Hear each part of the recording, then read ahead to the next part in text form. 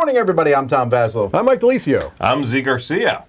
Welcome back to day 2 of the Winter Spectacular 2023, sponsored by World Series of Board Gaming. And in just a bit, we're going to be doing a live Q&A with them, because if you wanted to know stuff about them, that will be your chance. But before we do that, we want to talk about the Dice Tower Hall of Fame. Mm-hmm. Hall of Fame. Mike Delisio. Well, Video over. I have so many people to thank. So the Dice Tower Hall of Fame is something that I've been bouncing around for a while. We talked about it when we initially started the Dice Tower Awards way back in the day, and it just didn't go anywhere. So I wanted to put it into play, and we're doing it now, which is halfway between the Dice Tower Awards, because this is our initial inaugural class, I believe is what they call it. Yeah, that's a good way to put it, an inaugural class. And so this is just for games, not people, not companies, for games. And we have some policies that the games have to be... There you go. Sorry, I said I didn't need this. Yeah, you're going to need it. You need it. Tom has multiple clipboards. You're right. I don't need this clipboard for now. We'll come back to that later. The games have to be at least 10 years old. Mm-hmm. They have to have accredited designer and publisher. So we're not doing public domain games and stuff. We're trying to have a focus here. Mm-hmm. And this is the tricky one, they have to be important to the hobby of board games in terms of quality or of design and or their impact on gaming. Right. Yes. So there's a lot of games that could fit into this category. There's a ton of games. And some people might argue only 3 games should be in the Hall of Fame or whatever, but I would argue that possibly thousands of games could fit into the Hall of Fame. Right, because especially over the last decade or so, thousands are released every year. Yes. You know, so. That being said, we have 110. So this is the initial slate, and then each year the Dice Tower Awards will consider other games. There will be new games that will be eligible because they'll be 10 years old. But there will also be other older games where someone might say this is one that is worth taking a look at, and we'll consider those and induct those each year. So this won't be a particularly long thing. We did a process where we sat around. I mean, this is very opinion-based, yes. Obviously. I think some of the games on here are not subjective choices. They're objective, like anyone who would argue that is just plain wrong. Many of the games on the list are games I do not like at all. Well, right. But we're not picking them based on like. They are important to the hobby and influential. Yes. So we got together and we went through this. But if you want to blame someone at the end of the day, I made the final calls. That's correct.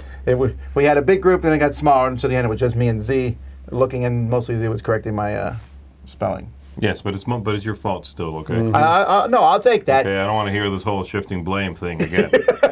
You felt it. I felt it. Oh, you got left out there at the end there. Well, yeah, but all of the impactful choices were coming from my list. That's fair. All right, so without further ado, we're just going to start going through, and we're going to go through in chronological order. Chronological order, starting with the oldest game on the list here, which is... Oh. Yeah, please. I need to do that, don't I? Yes. There we go. Now we're running. All right. All right, very well. First game is Pit.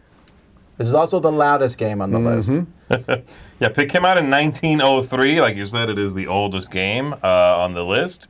And it's one that you can find being sold today still. Yeah, it was a game I played with my family before I knew about hobby games at all. Yeah, so. Absolutely. And then there's a little jump actually in the years from 1903 to 1929. Mm-hmm. This is the game whose name is said the most while playing the game. But this is a commercialized version of Parcheesi, really. And while Parcheesi that's a very public domain in the past, Sorry kind of brought it to the masses. Yes. This is one of those games that's, again, still around today. Yep. Oh, Battleship. This is an older game than I thought. Yeah. Yeah, 1931 is when amazing. Battleship came out. And this is one I also played growing up. Yes. Played on a piece of paper, actually. Just make my own grid on a piece of Yeah, paper yeah. and played that way, yeah. Right. And this is also one that has entered the zeitgeist. Yes. Where people know You Sunk My Battleship is just part of... Iconic. Yeah, part of American terminology, and there's also different versions, electronic. As a side note here, the covers that we're showing are Right. just a cover. Right. Because many of these games have gone through many covers, many different things. Yes. Next we have probably the most famous game on the list, Monopoly. That Yeah. is Monopoly, yeah. Yep. And there's the new tokens, but the top hat's still in there. Yeah. Yeah. I was always wanting to be the car. Did you? Mm-hmm. You're the gun, right? No, I anything I could grab easily would be my go-to. So the thimble was a popular Yep. choice. Anything I could get my mitts on and move around easily. But the Monopoly definitely has changed the landscape of gaming. There's no question of that. yeah. Of the roll and move genre, of trading properties, and we talked about You Sunk My Battleship getting in a popular lore, go directly to jail, and Yeah. Do not collect, yeah. Right. Go straight to jail. Do not collect $200 is a thing. Right. Stratego. I would have guessed Stratego is older than Monopoly, but it's not. Yeah, Stratega's from 1946, and now from here on out, we'll start getting into much smaller gaps, of course, because there were just more games coming out, and more of them making more of an impact, just like we have now. Like Mike was saying, literal thousands of games coming out every year now. But yeah, Stratego is a two-player game with some hidden information. Yeah, I think Stratego is one of those games that kind of appealed to people that like chess. Yeah. You know what I mean? You have But it some also had familiar some luck. feelings. Yes. Not necessarily luck of, but like the luck of you don't know how your opponent set things up. correct. Yeah. Then we come to another one of the most famous games on our list, which is Scrabble. I always love the designer. This is Alfred Mosher Butts, which sounds like a made-up name, but it is not. It's his actual name. In fact, he designed another game. It was called Alfred's Other Game. Oh wow, that's great. Because he was best known for Scrabble. Sure. This is one of the few games I think that's as popular today as when it first came out. Absolutely. Yeah, this game will never not be in print. Yeah. I think so. Yeah.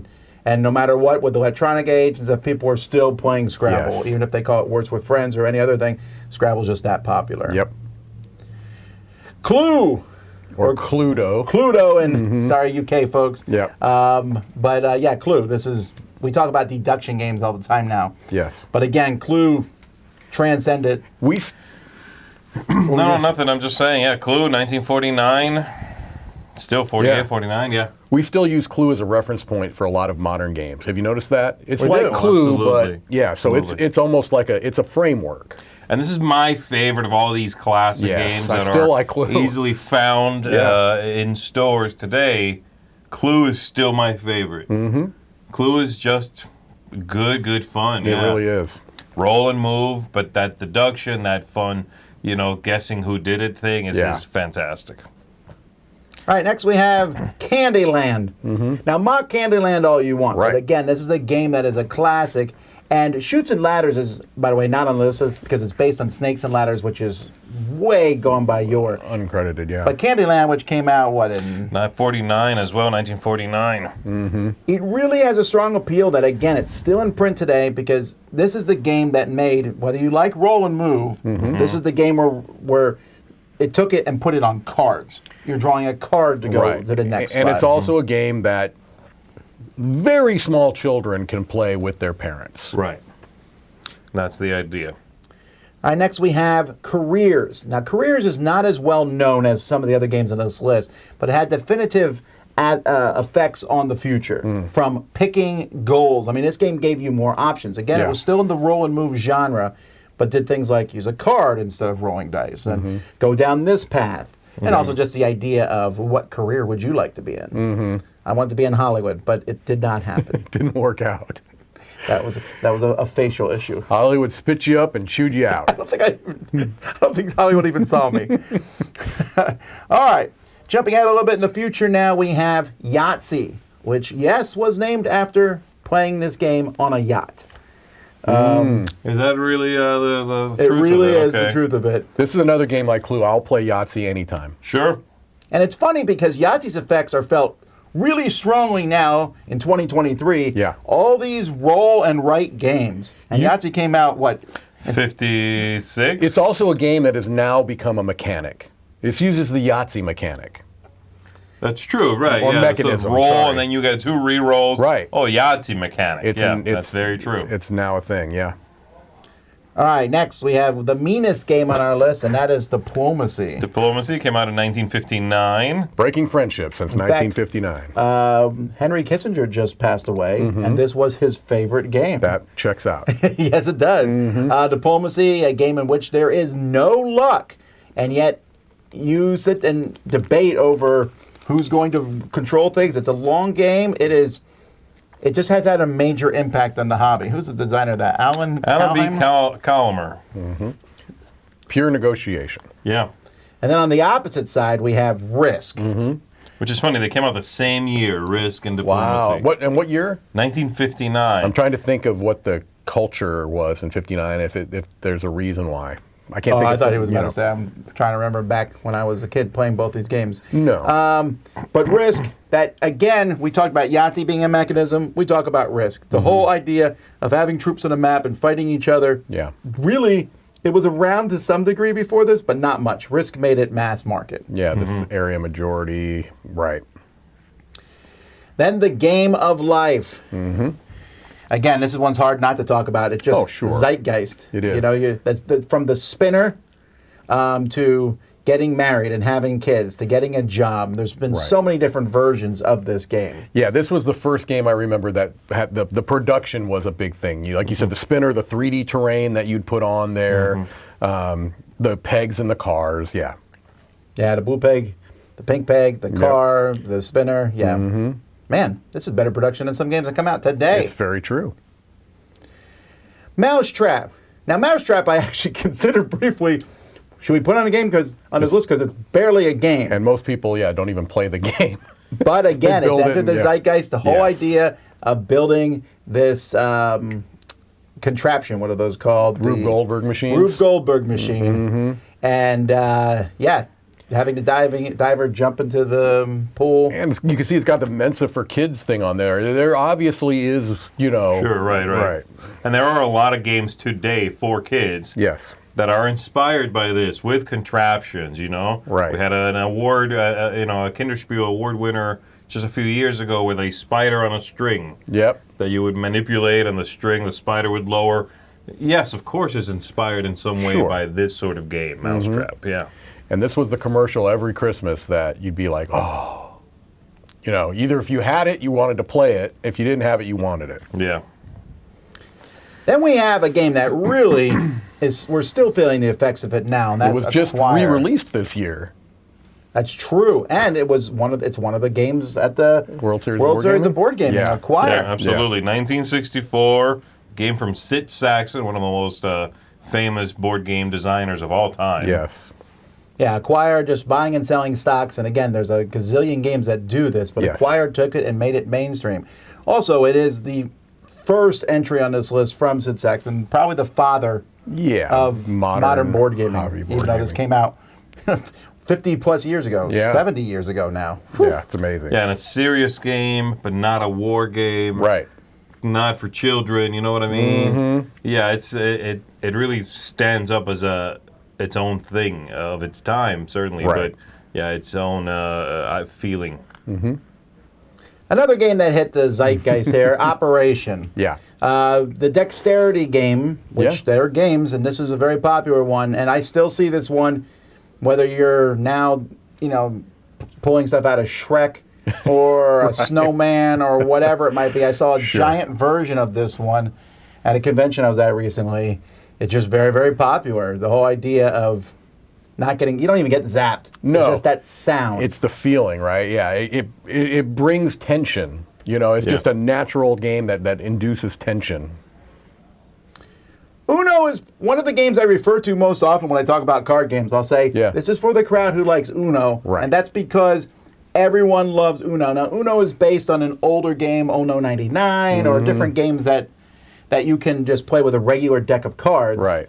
And the designers just took that, they made it simpler and added the draw for and the skip and reverse, and love those cards or hate them. They're the things that make Uno. Yes. And there are a lot of They're iconic. games that are called shedding games today, and Uno is essentially a shedding game. I haven't even thought of it that way. Yeah, Uno's That's a shedding true. game. Absolutely. Uno is better than Tichu, is what I'm hearing Mike say. Uno came out in 71. 71. That's a very auspicious year, folks. It is. This is Mike's parents received this as his birth gift. That's right. That's right. All right, Boggle. So Boggle took word games or letter games. I call them all word games. Yeah. And kind of scrambled things up. No pun intended. But that's what this game is. You Yes. have dice with letters on and trying to form words out of them. Yeah. And you have to do it as quickly as you possibly can in 3 minutes. And this, this changed the game. Scrabble was a slow, thoughtful game. Yes. Boggle said you can have word games and make them silly and fun. I absolutely adored Boggle growing up. Yeah. I Yeah, me too. loved this game. And again, it's one of those things where the construction of the game is Yeah. a big part of the It is. gameplay The experience. shaking, the The idea of sound. putting that lid on the plastic, box, shaking that up, letting them all settle in, and you remove the thing, and look at that. It's set up and ready to Yeah, play. yeah. You're like, oh, there's the QU came up this time. You know what I mean? Yeah. So, absolutely. Yeah, I played plenty of Boggle. Really like it. Yep. Next is Hare and Tortoise. Now, maybe many of you are watching have not heard of this game. This is important for a couple reasons. Yes. It is the first winner of the coveted Spiel des Jahres, giving that award kind of a great start. Yes. No pun intended again. This is a racing game that's based around math, and it has a look of a classic game. You can move forward by spending carrots, but how do you get carrots? By moving backwards, and you have to know when to move back and when to move forward. A fascinating game. It's an older game, but has had a lot of impact on other games. That whole idea of give and take, Yeah. like the timing. resourcing. Yeah. Yeah, absolutely. Then we have one of the most famous pictures of the front of a box here, and that's Connect 4. Yep. Still being played today, often at Chuck E. Cheese with basketballs. Yep. Or they've made so many different variations of this game. Big And apparently outdoor versions of it, yeah. a computer has solved this. Oh. But you know what? It's still played all the time. Man. This is taking tic-tac-toe and bringing it to the masses, except now it's 4 in a row. Mm-hmm. And just, I'll tell you what, for me, if we were to do like a list of like satisfying things in board gaming, pressing that thing at the Clearing the bottom and chips. having all the checkers Yeah. fall out is one of the most satisfying sounds and feelings I've ever had. And also Filling just it up, dropping yeah, them, and yeah. filling it up is satisfying as well. It really yeah. is. Right, it's using checkers, of which, I don't know, maybe they were sitting around going, we have all these checkers everywhere, what are we going to do with them? Yeah. So, Connect 4. Cosmic Encounter. Now, everyone knows I love this game, but it's on the list because this game is so inspirational. I mean, Richard Garfield said it was a direct inspiration for Magic the Gathering. This is absolutely one of the most influential board games ever made. Yep. It's hard to debate that. Let's and give a a lot year of people, again, think update maybe soon. they're suddenly thinking, wait, this is a 77. big jump. This came out in 77. Right. I got it when I was 1. Right. So, I mean, the last game we had here was Connect 4, which came out in 1974. Right, so and then yeah. Cosmic Encounter, 1977. This is so different to every other game we've covered on this list so Right. far. Right. It has the negotiation like diplomacy, but it's a very different, wacky kind of, it's just Right. out there. And it has unique player powers, Right. tremendously popular to this day. Something lots of people clamor for in every game they play. Yes. Oh, this is great. I hope an expansion comes out with unique player powers. Yeah. This is the game that did that, It's one of the first games to have expansions. I don't know. Yeah. I wonder. That too, actually. So, yeah, incredibly influential. Next, we have one of the smallest and then biggest games Yeah, on our list, and right. that's Ogre. Ogre from Steve Jackson Games. Now, this game very much influenced a lot of war games that came Yes. out because this was a one giant vehicle, your Ogre, against a bunch of smaller things. Originally came out in a plastic bag, and then when they kickstarted, it came out in what used to be the biggest box in gaming. Nowadays, it's not even in the top 20. Yeah. But this game, again, you may not have played it or heard of it, but it really has had a huge influence on a lot of other games that were made. Yes. Next, we have a game designed in Israel, Rummy Cube. And this one is actually newer than I thought it was. It's still Yeah, it's from 77. 77, yeah. But I expected it to be, I don't know. Yeah, It feels like earlier. a game design. It Yes. just feels like a classic card I agree. game. I agree. Because it's based on Rummy. I mean, it's essentially Sure. Rummy, but it is interesting with the tiles. I mean, there's that tactile element, but just the familiarity of the runs and the sets. Yeah. Then we have Dune. Same designers as Cosmic Encounter. Dune, again, had a lot of influence, is still popular today, and a lot of this took an IP, which this book was very popular when Right. it came out, an intellectual property, and brought it into board gaming in a very well done way. Yeah. And it's certainly not the first time an IP game existed. I mean, you had spin-offs of almost every popular TV show and Sure, movie, absolutely. but All this through the was very 50s and different. 60s, but Yeah. this was different. Yeah. This was, and again, the way the intellectual property was used treated Right. the seriousness with which it was approached while still being a fun game, Right. certainly jovial, but yeah, it was a different thing. And during this time, these designers were incredibly popular, top of their game. Yep. Game that's been in print and has been rethemed and brought back and reprinted again. So, very important game. Guess who?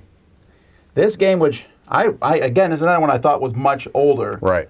But it came out in 79. 79. Yeah. This Almost 1980. I mean, yeah, this seems so much older than that. Yeah. definitely a game I played as a child. Yeah. Definitely one that again teaches deduction and brought deduction a different way from Clue. Yeah. This was more of a process of elimination. There are many, many, many games right now that are coming out that are based on the Guess Who system of eliminating things until you find the one that's left. And I used to remember seeing this this is one of the few board games I used to see in school.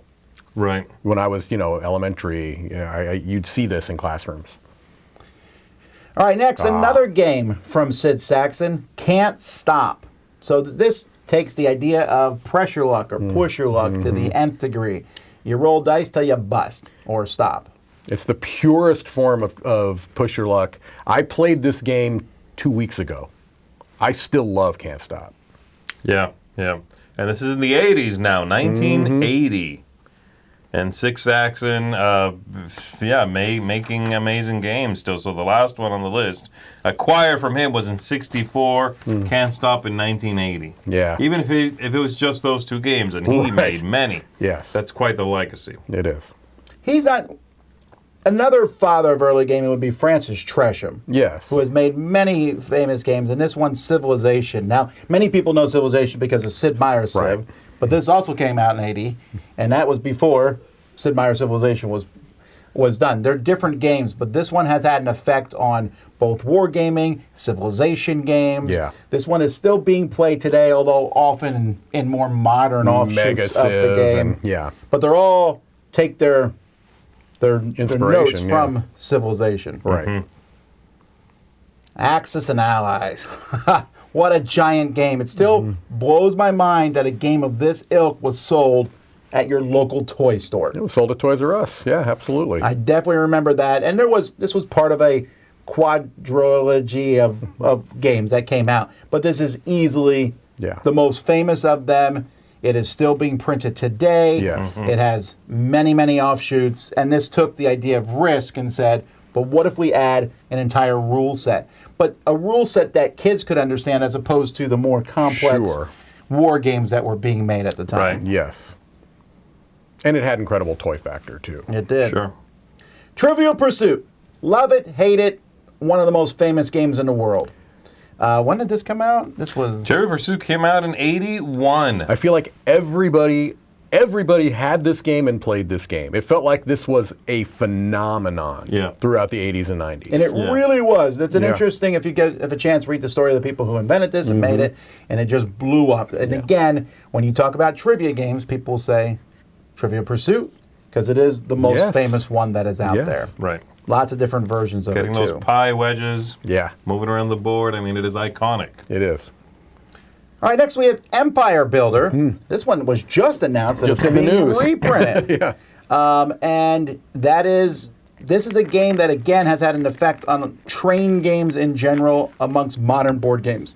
You drew on the board with crayons,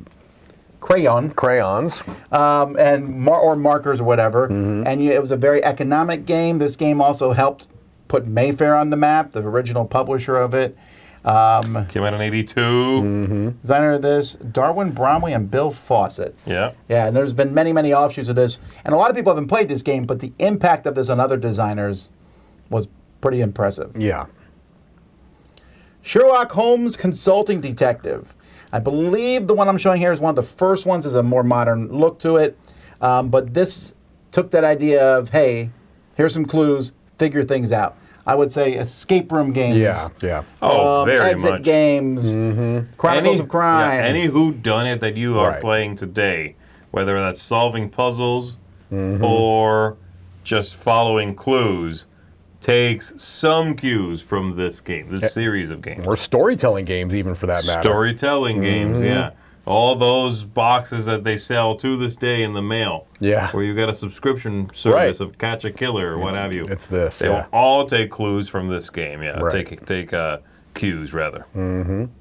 Survive, Escape from Atlantis. Now, this one was reprinted. You can see on here the 30th anniversary edition from Right. Stronghold. But this was another game that's had a big impact on later games that came out, where you have these people who are trying to escape Atlantis and Yeah. jumping off on boats. There's some luck in it, but a lot of it just comes from other players. And it just Right. brought a lot of modern sensibilities to the hobby. Yep. The next one, again, I thought this came out in like the early 1920s or something. Right. 1983. Jenga. It's amazing, yeah. Now, this is one of the most ripped off games in the world. Oh my gosh, yeah. Go You buy see it your at dollar stores now. block game from there. Not Jenga, Right. but again, dexterity games. We always talk about dexterity games, and we often say it's like Jenga. Right. Like Jenga. The idea of stacking stuff and not having it fall off. Right. Scotland Yard. Again, it's so weird to me sometimes to see these older games feeling so modern even today. Yeah, Sure, absolutely, yeah. This was a one versus all style game, one person running around hiding from everybody else. Again, it's a whole genre of games now. It is. But this was the first one that really brought it to the table. Talisman, the Magical Quest game. This took role-playing games, and we're not putting Dungeons and Dragons Right. on our list because it's not really a board game. If I was giving an honorary mention, it would be to Dungeons and Dragons. Talisman's one of the first games that brought Dungeons and Dragons to a board game setting. And you rolled dice and moved around, and I mean, it's on its, fifth printing now or something like that. Yeah, and I think there are people that still enjoy playing it, even with all of its warts, because there's a lot of warts on this game. Yeah, but it's no frog pun intended. Yeah, there are people, I'm sure, who this Yeah. is their game, and they Right. follow from edition to edition. Yep. And this is board gaming to them. That probably can be said for a lot of these games, and that's sure. part of the point. It's Right. that this can be board gaming for you as any one of these games. Right. Boulder Dash, party games, bluffing games. Now, there's a lot of party games that are very popular. Yeah. Boulder Dash is one of those ones that kind of elevated out of the mix. Yes. It's based on a public domain The game. dictionary game, The right. dictionary game, yeah. but this took it and brought it to the masses. Yep. And everyone has had a blast with it ever since. Still in print, still affecting other party games. Oh, yeah. Absolutely, yeah. We're not going to have a ton of heavier war games on our list Yes. because honestly, we're not experts in that field. But there's a few that have transcended that, and Yes. we know they're important. And Advanced Squad Leader, which took the rules of Squad Leader but made them even more accessible. I mean, not accessible. I mean, it's No. a very much complicated game, but this became popular. This game for a while was on fire for Avalon Hill Games. Is still being played today. There are conventions dedicated to this game. It's one of the earliest examples of what we like to call lifestyle games now. Yeah. Where you basically, it's something you'll play with a dedicated group and you'll play it over and over and over again, and yeah. Kremlin. Kremlin here is another game from, it's Jolly Roger now, but it was Avalon Hill. Avalon Hill was the publisher at this point in Yes. time. And Kremlin was this game that said, okay, war gamers, do you like other things? And this was negotiation and backstabbing and all sorts of things, bringing this theme. At this time, the Cold War was at its height. Yeah. And this Yeah, brought it into, This came out in 86, so that checks out. Exactly. it yes. really was. So, Kremlin. Labyrinth. This is what actually has become one of the best-selling games ever, and they've made many, many different versions of this game, Yes. which still holds up today. Yeah, you can find this anywhere. Right. Bookstores will have it Yep. with any theme. Yeah, you can get a Labyrinth, much like you can get a Monopoly board themed on just about anything. You Right. can find one. Yep. Based on Harry Potter, based on whatever you probably want. Yep. You're right. They have it everywhere. Yes. It really holds up. Hero Quest. I mentioned Talisman bringing D&D to the board Yes. gaming, and Hero Quest did the same thing. Yeah, how many dungeon crawls come out now? Oh my One gosh. per second. Not quite that, but Hero Quest is the granddaddy Yeah. of all of them. I mean, there were some other ones before this, but this was the first one where like you pick a character. Yeah. One person's running the dungeon. It was so fun, and this cover is also just one of those iconic covers. As a kid, I was like, "What is going on?" Yeah, oh, absolutely. Absolutely, yeah. Space Hulk. So this is a game that kind of brought in Games Workshop was Yes. trying to push their They're miniature games at this time. Yep. What year was this one? Space Hulk came out in '89. We're almost at the '90s now. Yeah, this one brought that miniature game to a board game setting. Right. Yeah. And now we're playing the Marines against the aliens here. And a lot of fun. Yep. Taboo. So many party games. We really had a tough time narrowing down which party Yes. games make the Hall of Fame. And other ones may add. But Taboo, again, this idea of getting someone else to guess something, taking the idea of password, Right. which was on our short list, but actually doesn't have a credited designer. Right. Taboo has that idea of password, but there's some words you can't say. Right. Yes. And the buzzer has become iconic. Lots of games It has, that yes. use these ideas to this day. Right. Such a simple concept. Well, you mentioned this one earlier, but Teach You Yes. is on the list. A card shedding game. And this one is even more popular, I think, overseas maybe than in America. Right. It's a worldwide phenomenon to some degree. But again, a lot of people have played it. But this idea of getting rid of cards. We said Uno is the first version of that. Yes. But Teach You takes it and adds more. There's a lot more strategy and a lot of Remind me of the partnership. designer on this. Teachu is Urs Hostetler. Oh, okay, okay. I was thinking with somebody else. Okay. Yeah, this one, you're talking about lifestyle games. Yes. Teachu is very much a lifestyle Right. game. Good Teachu players or people who just are Right. really into Teachu, they will find each other Yes. at events, at conventions. Right. To set up and play Teachu. It's like Canasta or Bridge or something Yes. like where you get a community that plays Tishu. Right. Yep. Right. All right, now we get to the designer whose name is on the list probably the most, and that's Rainer Knizia. Modern art, the game of auctioning. Yep. And there's all kinds of auctions in this game. Auctions have been in games in the past, but they were Yes. almost always I bid 46, you bid 47. Right. That's also in modern art, but so many other things. Just Yes. a classic game. Indeed. Magic the Gathering, one of the first ones I wrote down. Sure. Just so obvious. This has changed gaming phenomenally. Whether you like the collectible card aspect or not, this brought it in. It brought huge amounts of money into the hobby. It's to this day keeps many game stores afloat. Yes. But the ideas in Magic the Gathering, taking out the financial and everything else, Yes. the ideas in it have permeated gaming everywhere. From different colors to tapping cards, resources to get other things into play, Yeah. to you can't block this card because it has a disability. There's so much Yeah, from yeah, this yeah. game. Building I mean, your own deck. I mean, Right. constructing the game Yes. before you play it, bringing to the table your own version of a game. Yes. Is a mind-blowing concept that Right. to this day many designers pursue. Right. So just like Yahtzee kind of became a mechanism, Magic became a genre. I mean, Yeah. there's a genre that's Magic. Basically, Because of iterations of Magic. That's Yeah. a whole genre. Six Nimmt. Yeah. This game, which has had many, many different names, Yep. but this simple idea of placing cards, it gave you this idea that these simple card games could also have some strategic choices Yes. in them. And again, another one that's still in print to today. Yes. And from a very also Yes. renowned designer, Wolfgang Kramer. Very much. Robo Rally from the same designer as Magic the Gathering, a game of programming, which is another idea of picking what your pieces are going to do ahead Yes. of time and then watching what happens. And again, still in print to today. Absolutely. And yeah, the programming thing. Yeah.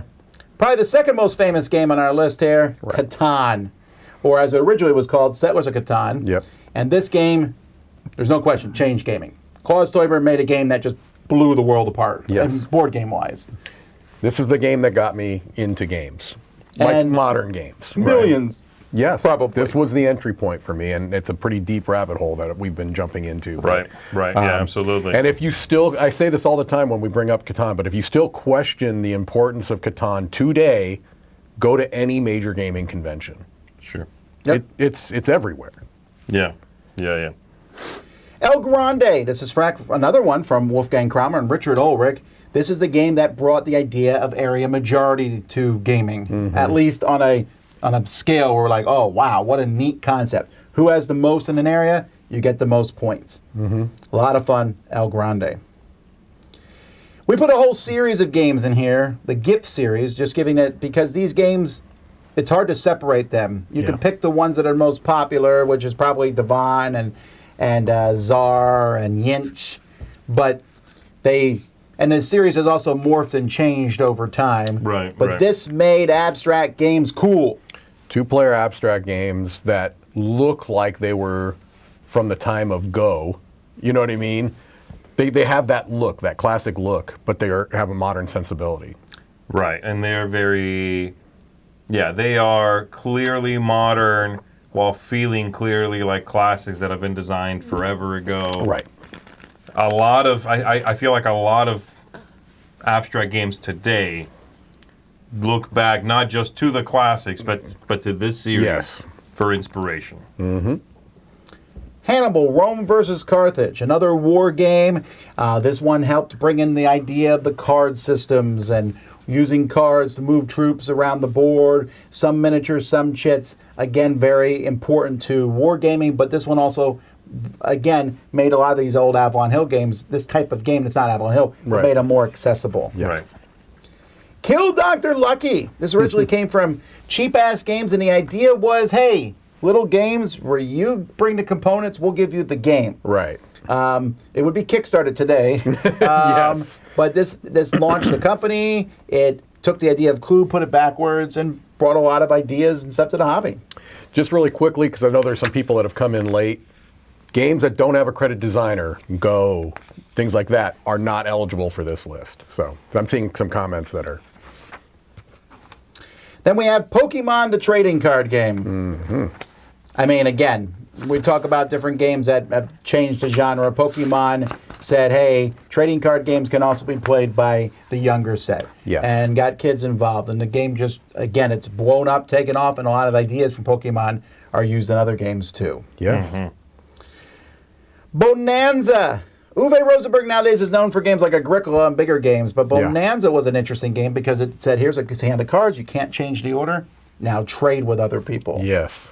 Yeah, and there are some card games that have come out in the last year or so that have that same hook. You can't change the order of your cards. Right. Yep. It's crazy to think back to, this is from 97. And this is always a reference point. It's like Bonanza. You can't change the... I mean, you always use that as a reference point. Sure, absolutely. All right, For Sale. For Sale, this game from Stefan Dora, an auction game, very simple game, very easy to play. Again, I just consider this one to be a classic. Yeah, for Absolutely. sure. For sure. Formula D, bringing racing to the masses. There's a billion racing games. Right. But Formula D, or as originally it was called Formula Day, Sure. is a game about just you roll dice and move your car, but you have different gears. Again, kind of changed racing Oh, absolutely, yeah. games. And it showed you all these cool dice, too, that Right. most people probably were not aware of. That's These true. were custom dice, but yeah, just this idea of having differently shaped dice that are not six-sided. Right. Jungle Speed. There's so many games now about grabbing something, speed-type games. Yes. But Jungle Speed is probably the king of that genre, and is still grab that totem in the middle as quickly as you possibly can. Yes, very much. Now we got a double header from Mr. Rainer Knizia, and that is Tigers and Euphrates, first of all. Again, just if you've never played this game, it almost feels like a game everyone should play once. Yeah, right. It's if you got to go to school, and this is one of the courses you take. It absolutely is. Yeah, it has so many of the hallmarks that we've talked about and puts it in one package. And this game also manages to feel timeless. Yes. This came out in 1997. And again, Rainer Knizia was at the top of his game here. Yes. But it also feels like it could have come out the year Acquire came out. Absolutely. It has that timeless classic It really does. And then another one from him, Through the Desert. Again, taking the ideas of the classic game Go and bringing them down. This one's being reprinted. We just played again recently, and it felt as fresh and as good as when it originally It holds up came out. 100%. Yes. Apples to Apples. Now, the party game genre these days seems based on this one game alone. The idea of a judge picking the winner. Just so many games owe their roots to Apples to Apples. Yeah, absolutely. Yeah, it's, again, iconic. Lost Cities, another Rainer Knizia game, but this two-player back-and-forth game of playing cards. It took the idea a little bit of Racco, took some other ideas, but just made it a very accessible game. And for many, many people, friends and couples, this was the game for a while. Yeah, and it's like many of his best games where it's a very simple rule set, but there's agonizing decisions within that simple rule set. Right. Paths of Glory. Now, this is another war game, but this is the one that took the idea of playing cards for multiple reasons, which has been done by many other games. And this is another one that kind of veered off away from the more, it's still a fairly complicated game, taking a war that a lot of people don't talk about, World War I, and made it available for lots of people to play. Is this the first GMT game that's on the list? It might be. Yeah, okay. Ra! Another Reiner Knizia game. Yeah. But this is one of the most classic auction games that has ever existed. That just was reprinted in a beautiful new edition. But if you never had a chance to play this or watch someone playing it, I highly recommend it. And a great example of what's called a closed economy, where no money comes into or out of the game. The money that's there is there, and it's all just cycling amongst the players. This is now 4 games between 1997 and 1999 for Reiner Knizia, too. He owned that decade. Well, except for maybe one of the two designers of this game. Kramer and Kiesling, yes. Wolfgang Kramer and Michael Kiesling, Takal. Yeah. Again, this is the game that brought action points to the masses. Yes. You have a certain number of points to spend on your turn. Yeah, Takal was revelatory for me when I first played it.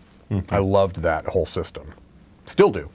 Time's Up, another example of taking a game that a lot of people played as just a public domain game and putting it into a box. And there are many different versions of this, but Time's Up is the best and most famous of them.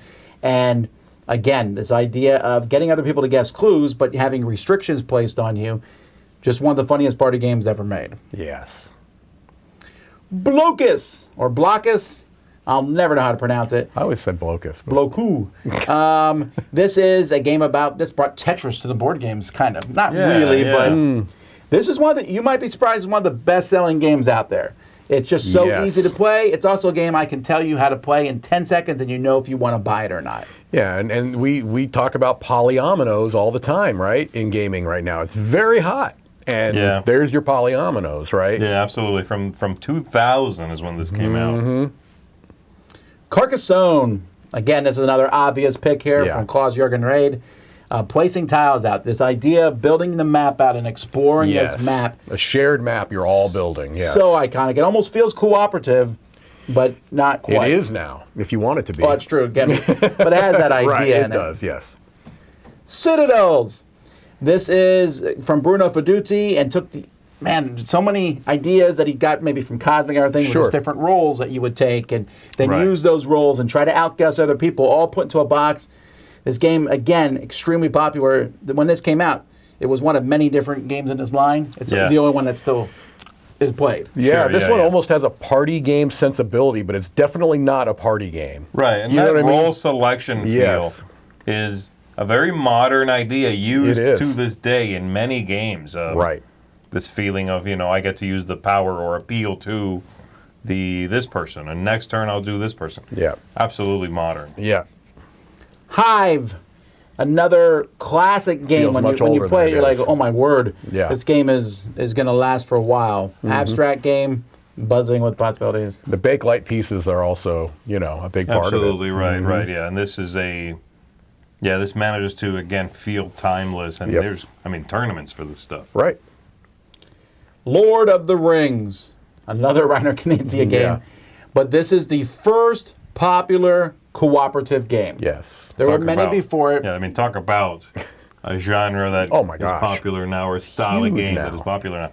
You literally, I literally find myself asking, as I'm being taught a game, oh, wait, is this cooperative or competitive? Right. That's not a question that was ever a thing before this. Right. Not really. There were cooperative games, like you were saying, but they were generally for children. Right. Yes. Yes. This brought cooperation to the table for adults to really come together and converse and understand how to progress through the story. And from what I understand of the kind of where the game came from, it was because he was designing a game for this IP, and it made sense to him that you're going to be working together. You know what I mean? Yeah. So, Munchkin. This Steve Jackson game here, which is just a whole... It kind of brought this whole genre of take-that card games. Yes. And is easily the most popular. Still very much played. This is a lifestyle game. And again, this has helped board game stores stay in business and things like that. People are selling tons of Munchkin. Yes. Transamerica, another game you may not have heard of, but this one here, about building routes. It was an idea of, hey, there's all these complicated train games. Yes. How about we make one that anybody can play. Yes. And you're using other people's train lines to get to places. It works really well. And for a while, it was one of the most popular games around.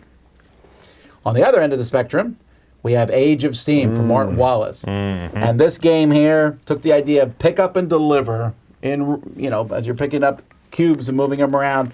And many of his games and other people's games, even to this day, a train game, I'm like, is it based on Age of Steam? Right. Yeah, absolutely. Yeah, the number one game on Board Game Geek currently is an iteration of that to an extent. That's true. Bang! This game of hidden roles, kind of building a little bit on citadels. Yes. But who is who in this? Are you the sheriff? Well, we know who the sheriff is, but are you a deputy or an outlaw? Right. Silly fun. Hidden and information, a lot of games based on this. Yes. Same designer, same theme, Right. Lord of the Rings Confrontation, but this game, if you've never played it, is like a classic re-implementation of Stratego, really. Yes. But very, very well done. Yeah. Lord of the Rings Confrontation.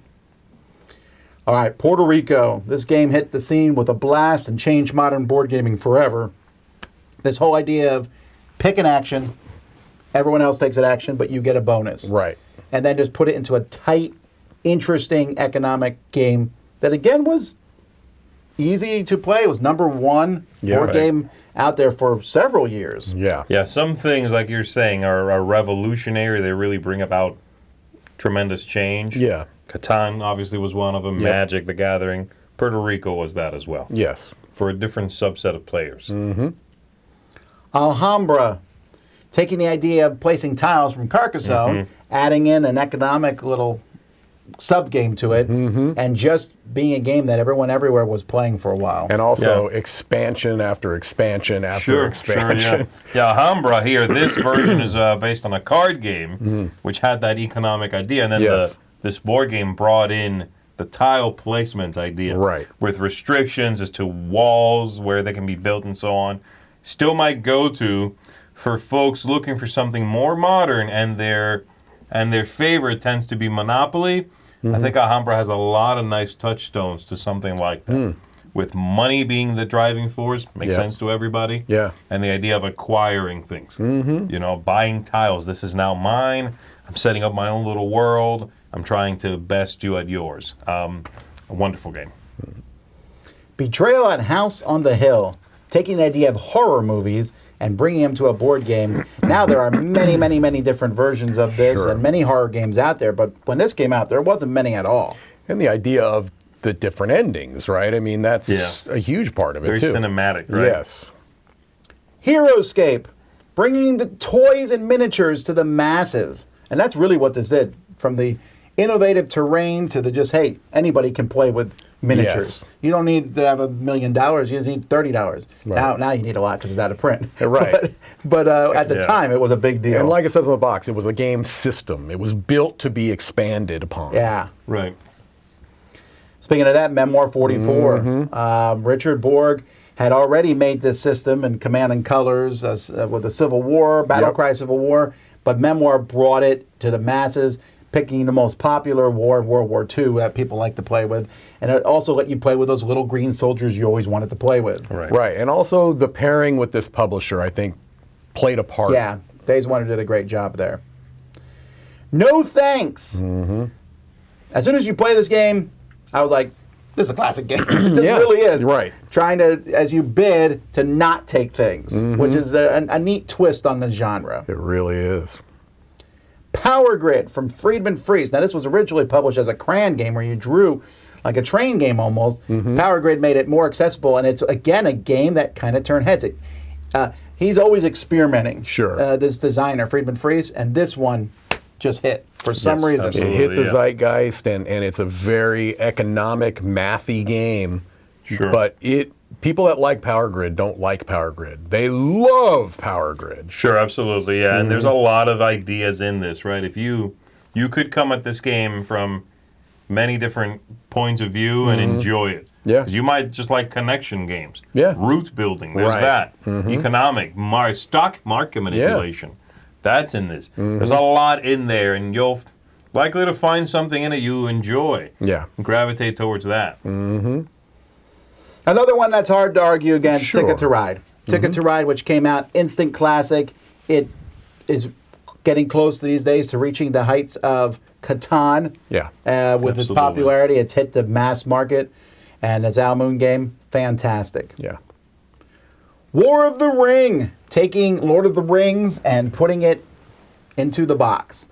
A big, grandiose game, and people have been trying to do these for a long time. Yeah. Yeah. And they usually fail because it's just too complex. This one is complex, but just, again, really appealed to a lot of people. Something that taking an epic scope and putting it into a manageable, Right. you know. We haven't forgotten about you, kids. Animal There you upon go. animal. And I think this is one of the most distinctive dexterity games in a long time. And it's concept of just stacking animals. Yeah. That's Sure. the whole thing. Right. And yet it really put Hob on the map. Hob has made hundreds of great kids games. Yes. Animal upon animal, that's the one people like the most. That's the one that probably. broke Absolutely. through. That's the one that broke through. Arkham Horror, and I put on here the second edition, and that's the one we're giving the Hall of Fame to because the first edition made some waves. Yeah. But the second edition from Fantasy Flight just was blew the phenomenal. doors Yes. down. This until Everybody was playing this while this was popular. until Yes. this came out, I didn't know what Cthulhu was. Right. And most people didn't. I mean, Cthulhu, Yeah. now everyone talks about that in gaming. This is the game that Yes. made Cthulhu popular. And for a while was Fantasy Flight's best-selling game. Yeah. Kalis, which isn't as talked about or played much these days, but No. the idea of just worker placement. Yes. There's a couple games did it before Kalis, but not many. No. And it made it popular, and it also said, hey, sometimes these Euro-style games can be mean. Can be very mean and interactive, and yeah, I think it's considered the granddaddy of worker placement, which is probably the most popular mechanism in gaming right now. I mean, I it's think so. Probably. I think so. Yeah, the two Yeah. questions are generally, again, is it cooperative, competitive? Right. It's just Is it a worker placement game. Yeah. Yeah. Twilight Imperium 3rd Edition. This is the one, again, that we're giving it to because Twilight Imperium was a big spaceships on a map fighting combat game. But when Christian Peterson did the 3rd Edition, he I shouldn't say almost, he completely changed the game, threw in Euro-style mechanisms from Puerto Rico and other games, and the result became a phenomenon. This became the most popular game in this genre, and is still to this day. I mean, 4th Edition is just some more reworkings of it, but very, very popular game. Yeah, it's almost like a rite of passage. Have you played Twilight Imperium yet? Right. Then Twilight Struggle, very different game based on the Cold War. Yeah. And this made a war game very popular. I mean, it's half war, half Euro area control, but took the Cold War and instantly became the most famous GMT game, like on the spot. And one of Yes. the most iconic board game covers ever. Yeah, just Correct, yeah. everything about this game just hit. People who never played war games were Right. trying it out. And that card system, it basically, is. It had been another something one. that started. I mentioned Paths of Glory, Right. but this kind of perfected that Yes. card Yeah. system. Wits and Wagers. So we talked about Trivial Pursuit earlier. Wits and Wagers took the idea of, hey, you don't need to know something, you just got to be close. Right. Or you need to know who knows it. Exactly, yeah. And then, bet on them. Because the biggest issue a lot of people have with Trivial Pursuit is if you're not good at trivia, you're miserable. Well, here you don't have to be particularly great. You know what I mean? At And trivia. combining Trivial Pursuit with Wits and Wagers gives you like 90% of modern Yes, trivia games. that's very true. You have to be close. Quirkle, Scrabble with colors, Yes. is almost too short of a way to describe this game. But again, a very popular game about placing out blocks and trying to match, and just a really fascinating game that just really, again, this one almost went directly to the masses and people loved it. This has sold so many copies. Absolutely, yeah. Through the ages, this made Civilization games accessible to a lot of people and did several things. Put Vlada on the map, put CGE on the map. Just so many mechanisms. This was closer to Sid Meier's Civilization than Civilization was. And all done through cards. I think that's another huge innovation this game was, is that you think of Civilization games, you think of big sprawling maps with troops you're moving around. Right. Put that all on cards. Agricola. Yeah. We're now in, 2008? It's 2007 here. 2007 Yeah. here. Agricola. Uwe Rosenberg turned a corner and started Yeah. making huge games. And Agricola, again, brought this idea of, hey, at the time, it was printed only in German. And Yeah. people were like, we need to get this game. Yes. Once Agricola came out, almost any big game that comes out in Europe is now in America. And it's I give the credit here to Agricola. It made that happen. It was another phenomenon game that just Right. exploded. Yeah, it really is. Again, I think the credit here that maybe goes unspoken is this kind of made sandbox games a thing. That's true too. You know what I mean? Lots of things to play with. It gives you this feeling of, no, you can do whatever you want. I'm giving you cows and horses and farming and home building and family. Like, do whatever you want to do. A lot of games take the cues from this idea today. That is true. Galaxy Trucker, silly, nonsensical game. This took the idea of real-time games and brought it into, hey, I'm building my spaceship, now let's watch it blow up. And it said games can be funny, but also have some interesting ideas and strategy, not just be, hey, I'm playing a card on you. Almost all the games we've talked about so far, you can think of other games that do it later a lot. I still, to this day, don't feel like there's any game that feels like Galaxy Trucker. That's true. Race for the Galaxy. So this card game, and we had a hard time deciding between this and San Juan, but Race for the Galaxy, which I believe was designed first, I think you said? I think they were designed about the same time. Yeah, they had some ideas that They had some used. ideas that were shared, some shared DNA there. It came out in 2007. This game, hey, I'm playing a card, and it does. It can be used for multiple things. Cards are currency. Everything in the game was based on that. It took some ideas from Puerto Rico, right, with the action and this selection. became a great, amazing card game. Battlestar Galactica introduced the idea that a traitor can exist in cooperative games. I mean, someone at the table was bad. Right. Now, Shadow Camelot had done it first, Yes. but Battlestar Galactica made it a phenomenon. And just even to this day, people still talk about this game based on a series that most people haven't watched, honestly. I mean, a lot of people watch Battlestar, but most people haven't. Yeah. But people still love this game because the game superseded the intellectual property. Yep. It really did, yeah. And that's a rarity for a game to really sort of be more popular than its, well, Right. at least in as Source a game, material. like, to appeal to people that are not interested in that intellectual property. Yes. This game absolutely did that. I remember when I first played this game, I'd never seen the show, and I had a blast with it. Yeah. Dixit. Dixit brought the idea of, or at least made popular the idea of hazy information in board games. I'm giving you some clues, but nah. And man, it just became a huge phenomenon. And also that idea of I don't want my clues to be too obvious. That whole thing, you know. A genre, basically, right now. The next two games are slam dunks, easily picked. First is Dominion. What can we say? Introduced deck building, Yes. a whole genre, and became super popular overnight. You always know a game. You know how you know games in the Hall of Fame when people go, I don't really like this game anymore because a million other games do it better. Yeah. But this game did it first. Right. Also does it just as good as the rest. But that's my personal Yeah. opinion.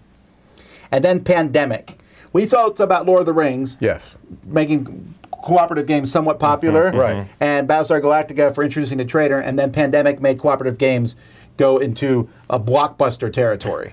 Yeah, I feel mean, like you can almost trace every cooperative game that's come out since Pandemic to Pandemic in some really ways. can. It really can. Yeah. It really is that way. It's like you have action points, you have the good things happen, the bad things. Right. So much is owed to Pandemic. Stone Age, a worker placement game in which you get to put them in different spots. It kind of was just a definitive worker placement game for a while.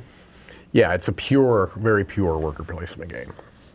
Small World, which was actually a reprint of a more historical game of Vinci? Vinci, yeah. But Small World, when Days of Wonder, they promised something big, and they brought it to us with Small World. The idea of taking two different things, putting them together, and then playing a strategic little area control game with Right. it, it just works really, really well. Yeah. So Werewolf is a public domain game. The Right. Resistance said, hey, there could be other social deduction games. Yes. And you just talked about, if you mention a game, it talks about something. Nowadays, when we talk about social deduction games, we're like, is it like The Resistance? Right. And no kidding, 75% of them straight up are. Straight on. Yes. Yeah, They they really really, are. are. Yes, yes, yes. And this game, which just became an instant phenomenon, and people really, really like this idea. Yes. What's the idea of no player elimination, trying like that suspense, that tension, building teams. Who can you trust? Who can you Yeah. not trust? Shifting alliances. It's a superb game. This is the only game I know on this entire list, probably the only game ever, where I remember spending a day playing this game, like over and over and over and Yeah. over. Played a whole day of the Resistance. It's Yeah. a phenomenal system. Yes. Seven Wonders. This is the game that made drafting popular. Oh my gosh, The idea of yeah. taking some cards, keeping one, passing them on. It had been done before, but Seven Wonders made it hugely popular. Yeah. And again, another huge hit from this company. And the simultaneous play, it's big. Alien Frontiers is on our list for two reasons. Mm-hmm. One, because it's a pretty good dice drafting game. I really like it a lot. I don't think it would be on only for that reason. The second reason is why The it's on second Hall of reason Fame. is this is the game that brought Kickstarter to the forefront. Yes. And we have to give it credit for that. Yes. I mean, Kickstarter right now is the main live stream of the hobby. It really Yes. is, of hobby board gaming. Yes. And Alien Frontiers was the first game that brought that to people's attention. It made it viable. People now knew it was viable to use crowdfunding as a way to bring board gaming out. Dominant Species, again, and out of a big classic game where it's like, hey, war gamers, Yes. here's a worker placement game for you, and just a lot of stuff going on. You play this, you're like, wow, this is Asymmetric, the action point system, it's very, very much a game changer. another game changer. We talked about Pandemic, making cooperative games super popular. Forbidden Island got them into mass market stores. Same designer. Same designer. It is amazing how well this game did, and said we can have a very simple, very easy cooperative game that anybody can play. Yeah. I bet there is a huge number of people today that know cooperative games are a thing because of Forbidden Island. This did so many things well. It was a beautiful production, very inexpensive, so easy for people to get. Yes. It was very widely available. They did everything right to get this game out there. Right. It's like, again, you get that little box, Yep. and you go, oh, this is what games are like today. I haven't been checking it. Yeah. You know what I mean? And that's amazing. Hanabi, the game where you can't see your own stuff. Yeah. Your own cards that you have in front of you. There's a lot of games that have done this. Hanabi made it extremely popular. Yeah, and the limited communication. Another huge part of what this has huge brought part about. of it, Yes. Yes. Castles of Burgundy. This dice can be used for other things other than rolling them. Yeah. Stefan Feld has made many, many games. This is easily his most popular, his most famous, a beloved game. How could we not put it on the list? Absolutely. King of Tokyo. Richard Garfield is best known probably for Magic the Gathering. Yes. But King of Tokyo, he came out with a bang and made this simple game that took Yahtzee, which we talked about way at the beginning of this Right. list, and then added combat to it, and anybody can play this. And this game is still incredibly popular to this day. They're releasing Absolutely. a new version of this to the stores. Yes. To the mass market coming Yeah. out this coming Yeah, year. yeah. Yep. Absolutely. And the final game on our list is Risk Legacy. It's the second word in that title. There you go. Legacy games. This changed the genre, blew people's minds that you could Yes. permanently alter a game. You could write on a game. You could cut things up, rip things up. You can make the game your own version. Yes. You will end up with your own version of Risk that no one else in the world has. Right. That's mind-blowing as a concept. It's funny. As mind-blowing as anything before, Yes. like Cosmic Encounter or Magic the Gathering. And so absolutely, it's a wonderful one to end on today Yeah. because it is revolutionary. Just a couple of weeks ago, I started a legacy game with my two sons for the first time. They had never played, didn't even know these existed. And they're like, I can write on the board? I mean, just those ideas. It's so cool to see it for the first time in somebody else. You know what I mean? So yeah, it's huge.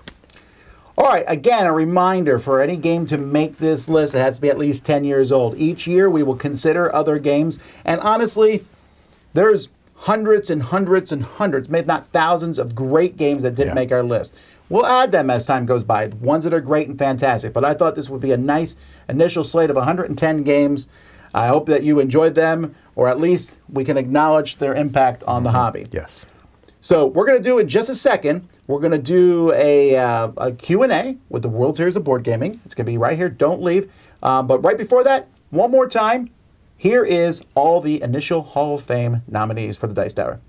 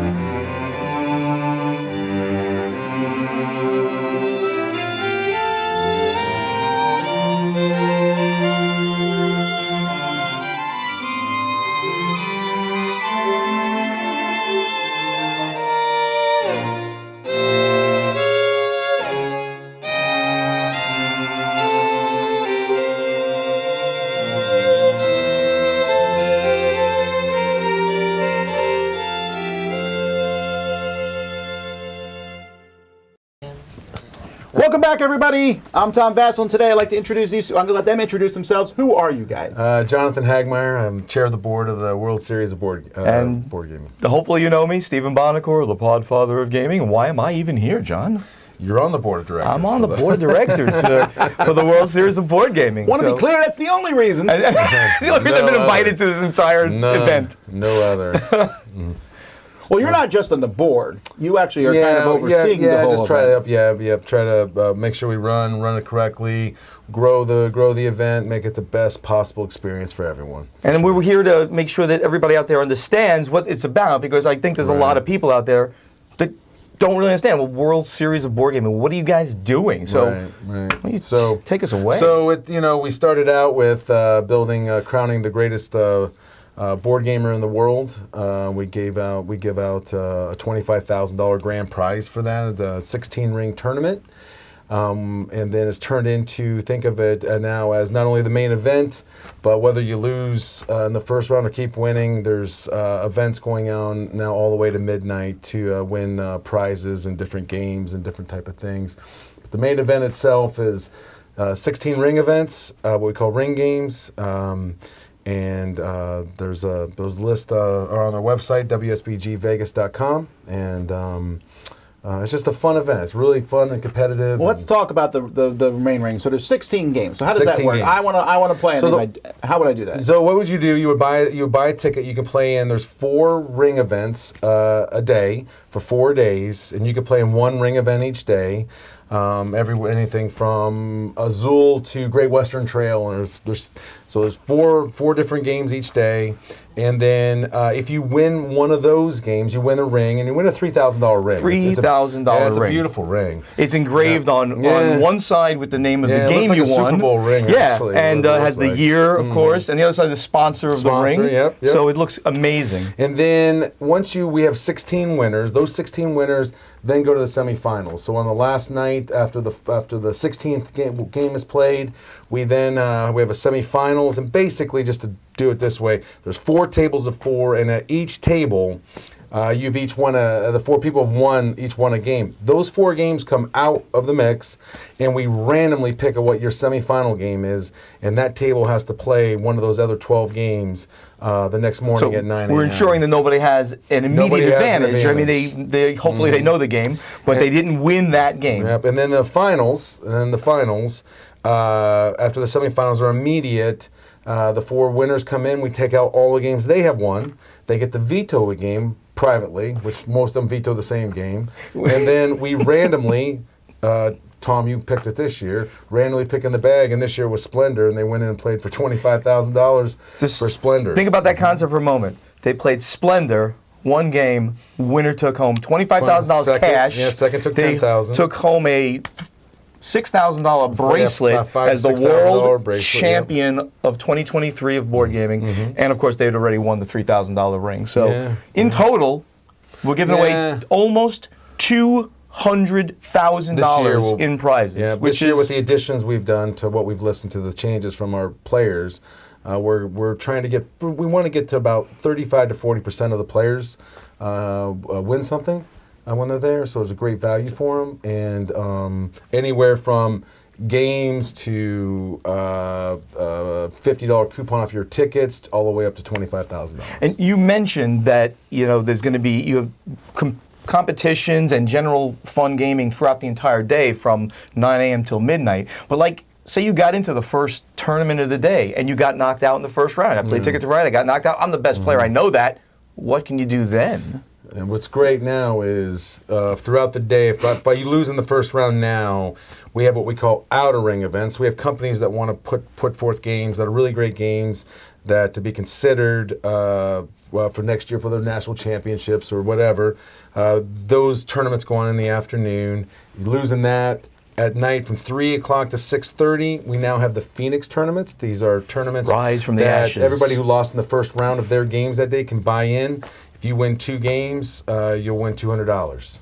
And so it gives everybody a good chance. I get to play my game again, and I get to win cash. You know you're amazing at it, so you play it again, and if you can win 2, and then if I lose you that, win. all the national championships are running from 8 to midnight. De Vere ran Red Cathedral last year. The winner went to Essen, fully paid.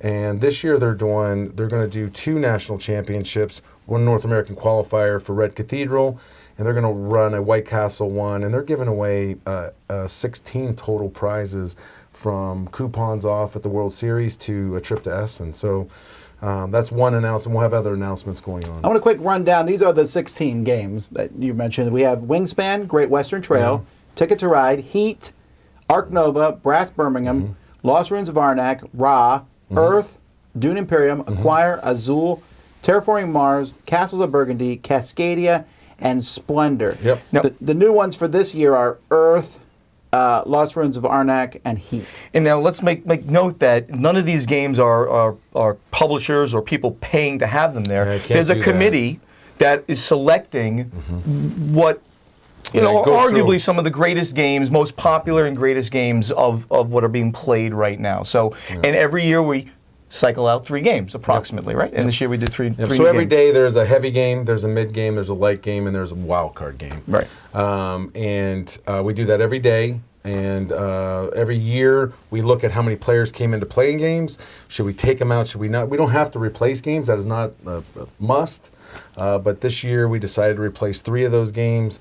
And a lot comes into what do you guys love out there? What do you want to compete in? All the players. And so Heat and Earth and Lost Ruins of Arnak came in. They also do a good job. And so let's say you're like, oh, I can only play 1 game per day. Right. I like playing heavier Euro games. Right. Well, they have them split up so that you can do it You'll that play way. those if you wanted to play those every day. You could. You Right. could play in the World Series. You can buy a 4-game ticket.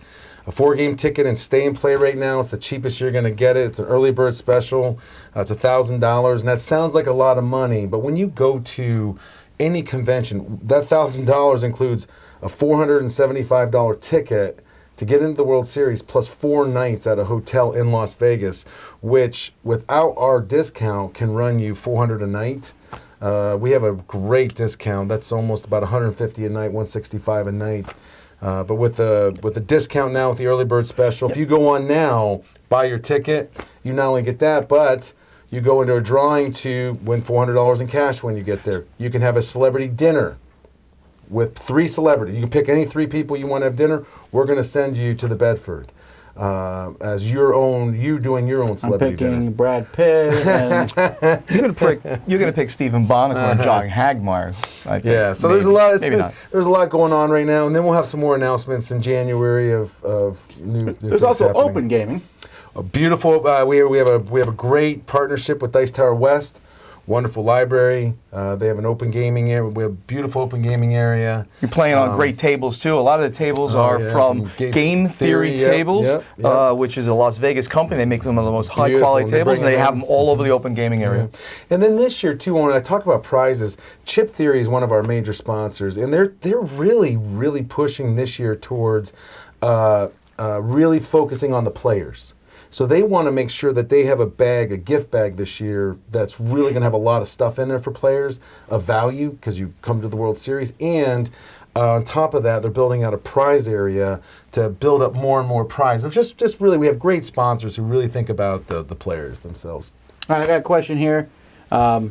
Someone wants to know, will it ever be held in Europe, or are you going to stay in America, or are you staying in Vegas? Yeah, that's a great question. For right now, it'll stay in Vegas for sure the next 3 years. But to answer that in the sense of would we have a European qualifier, absolutely. That is a progression of expansion. We've actually had interest from someone in We've Asia had- already. yeah, we've already so had contact from there's been Asia. discussions. Yep. So who knows? Well, the first winner was actually Han Chi Li. Yep. from China. Yep. the and- first 2 winners were second one's from non-Americans. Canada. Yeah, Right, but yeah. from China originally, I believe. Well, Angela Tao, yes. We have the video of her as well. Yeah, know- this is a great. People ask. This is a great question, and Roy, before you play that, is everybody asks? Well, what if I'm not good enough? Well, if I'm not this or that? I'm telling everybody that is listening to this right now that every winner will look at you and say, "I didn't win the game I thought I could win. I didn't win the game that I thought I was good at." Angela Tao, who won this, never played in a competitive tournament. up to this point. And this is what she said when she won. She won $25,000. Thank you, everybody. This is very surreal for me. So people know me by Angela, but I decided to sign up for WSBG using my legal name because I was joking to a friend. They probably need my legal name if they're gonna write me a check. So jokes do become true. My BGA ELO points for Splendor is 100. I'm not lying. Last night, my friend Lawson and Brent were practicing with me, and they told everything you're doing is wrong. You're not supposed to build any level 1 card. And when I was making those power moves today, I was like, Lawson and Brent, you must be so proud of me. I hope you're watching. To all the female players out there, every one of you is smart enough, analytical enough, and strategic enough, and throat cutting enough to win any light, medium, or heavy board games. You can do it. Yeah, that was great. Well, I mean, there's nothing to say beyond that. She said it, and she proved it. And anyone can come and not only win a competitive game, but I guarantee you will have fun the whole time. Whether you lose in the first round, whether you open game. I'm there for you. Yeah. If that happens, I'll play any open games with you. I know, right? And Tom's there. The whole team's there. We have a lot of great. That's another thing. We have a lot of great people. And we mentioned that there's so many. You get knocked out in the first round or the second round of one of the ring events. You could get into a Phoenix event later on. You can get into the outer ring tournaments. You can play the open gaming, and we have entertainment events at night. So we're creating an entire experience here. It's a gamer retreat of ways. I mean, we know about the Dice Art Retreat was an amazing thing. This is a gamer experience that we're creating for people. I think there's a great question there on, or do we use the base game or do we use the expansions? I was just about to ask that. Yep, that'll be on the website when you go up to sign up. You'll see exactly. Shane McBee and the team will have up there the description of which game we're going to use for. It's usually just the base game. Right. Usually. And some of them specifically, I'll mention Terraforming Mars, they use Prelude because everybody plays with Prelude. Right, so for instance, there's some specific ones that they add one of the expansions because it makes sense. So you've heard of Terraforming Mars? I know that game. I think I might have played it Someone once. asked here, is there a certain ratio of luck to strategy when we consider the games? And I say we because they talk to me about it, but I don't make Sure. the final calls. I just Right, give but Tom advice. is Tom is part of the decision making in general regarding the games because we solicit expert opinions. For a game Tom, to I be hate to say this, considered. you're a gaming expert, so you help us out. Thank you very much. We have a Save that committee. clip. Save that clip. But Yeah, so we we go have for a strategy games essentially. Yeah. So what basically, I want you to think of it this way: the whole process starts with, are we going to remove, and if we do, which ones will we replace? Now, keep in mind, as Angela just said, you have a light, medium, and heavy. So if we remove a heavy, we have to replace it with a heavy. So what's the next popular heavy? Right. Once we get through all of that, Shane and the team go through a very rigorous algorithmic. BGG is involved with all the ratings. There's what's going on. Is it a popular game? Is it a new game? Is it a new taken off? And then we have a committee, as we did this year. We had Starla and Tom, and then Paula Deming and Buonocore Stephen. They review what we did, and then they'll come back and make suggestions. And it just goes through a process, and then we come up with the 16 games, and we go from there. And we'll do the same process next year. There's nothing a publishing company can do except for make a great game. And games go out, but that's just a sheer numbers game. If a lot That's of people it. don't go into a tournament, Yeah. you know, 100%. We'll remove the bottom ones first because Right. they're just not as popular. Right. People didn't want to play in those. Those Right. would come out. Something of similar nature will get Right. put in its place. and some tournaments, like you mentioned, a 2-player tournament was harder to run in this Correct. kind of setting. Yep. So we we didn't- tested it. we Remember, tested we it. all wanted to test it and see how it would be. So now we're looking at bringing in invitationals that whether it's wargaming or that'll be playing right before the World Series starts. So Saturday and Sunday, we'll have some announcements of that coming in. What those are going to be. And then we have some open gaming, but it also comes to you're coming to compete at some level. If I'm an open gamer, I'm going to play in at least one one national championship or one outer ring.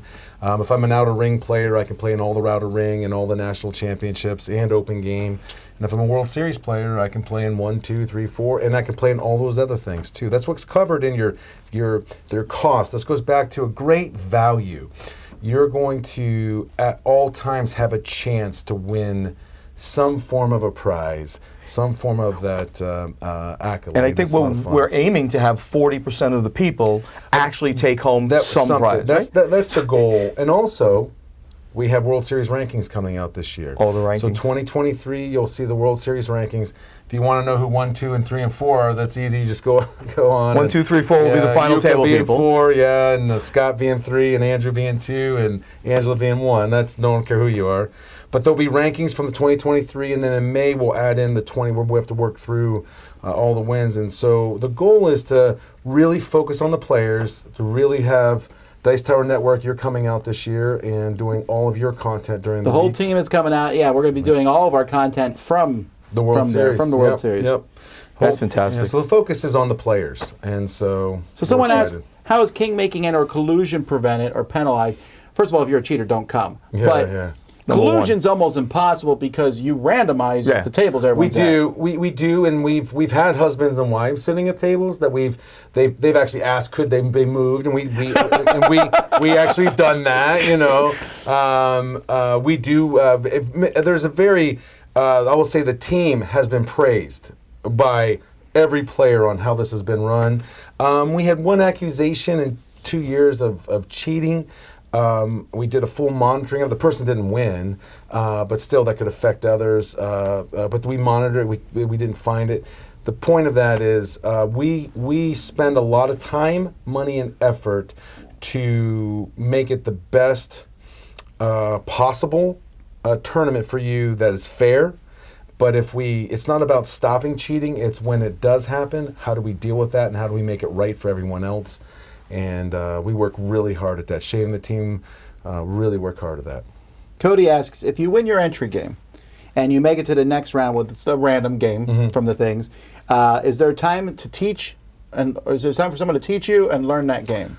So if I win an entry game, So let's say you win, you go in and you play Catan, and then I'm randomly like, hey, guess what? You're playing Burgundy, and you're like, oh, you're talking about in the semifinals. Yes. Yes. So the semifinals, you'll have 9 hours to learn that game. And let me be clear, all 16 players practiced for 9 hours. And we had BGA this year. If you haven't gone on to BGA, you absolutely have to. They donated and to help out all the semifinalists and their friends and the finalists, and they just did a great job from a sponsorship perspective. But they practiced those games together for 9 hours, didn't go to sleep, and got in the semifinals and played. They're random games.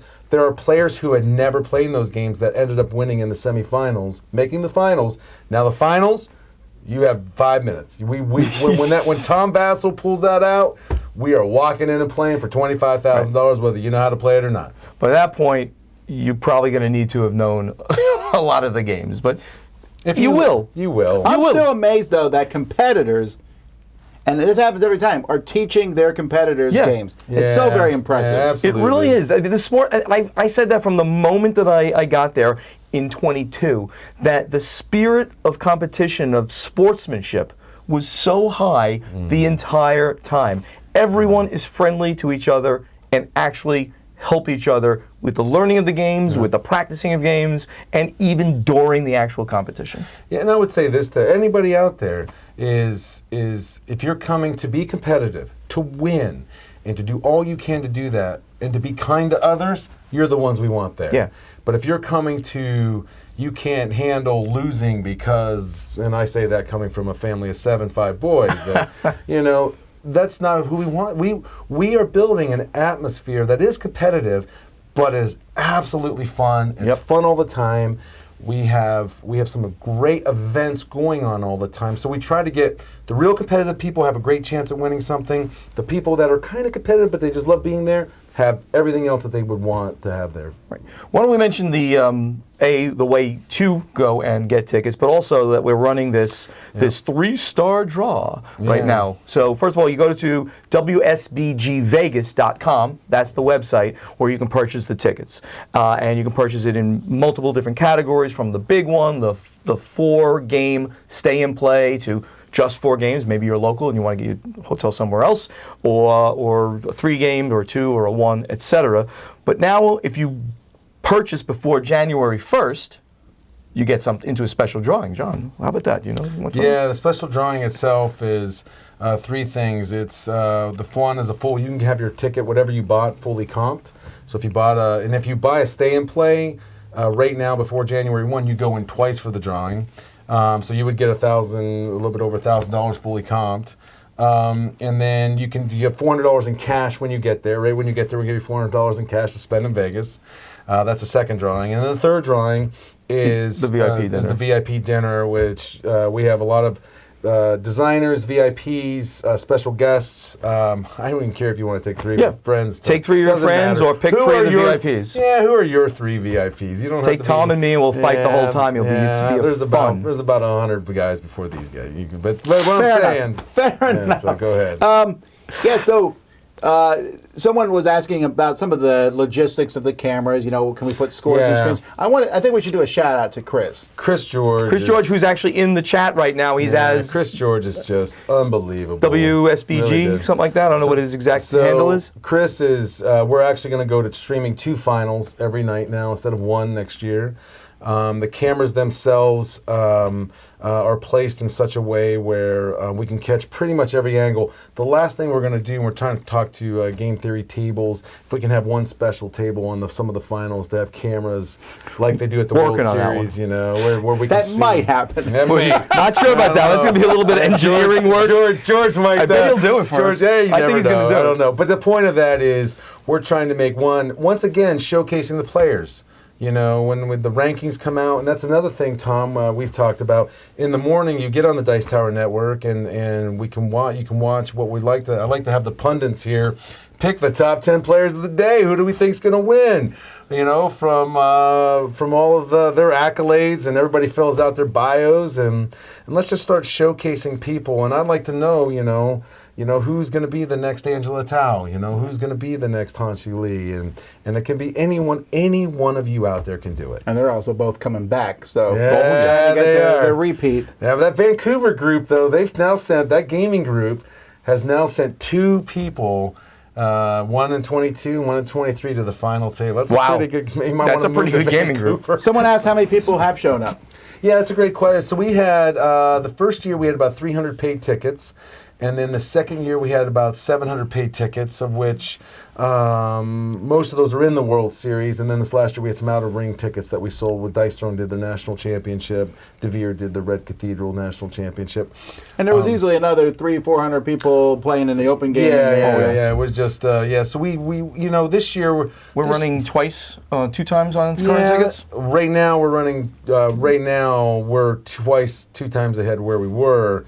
And we'll probably be 3 times by the end of the year. So it's growing. And I will say again, get on, even if you're considering it, to the hotels. It's just such a great value and a great price right now. But there's only so many hotel rooms that we could lock up. So.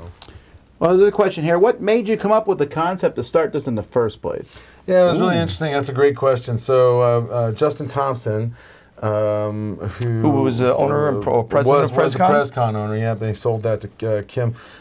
He had an idea of kind of what a World Series looked like with the convention, and kind of had some ideas on that. And then we all got together, investors invested in it, and they asked me to kind of step in and kind of oversee it. And then from that point, we built it out into, well, once again, we're not going to be a convention. That's just not going to happen. This is the place to come compete. And so we've built that.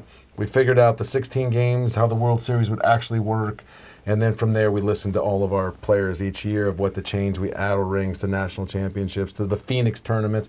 Phoenix tournament's going to be a blast this year, just a blast. So where everybody can come right back into their favorite game and win 2 games, win $200. So DJ Dan wants to know which game was the most signed up to compete? Great question. That was the thing. Chris is on right now too. Let me go take a quick look. I think it was Wingspan was the number one. Wingspan and Terraforming and Terraforming Mars were one and neck and two. neck, but Wingspan was definitely number one. Yeah, Yep. yeah. Wingspan, absolutely.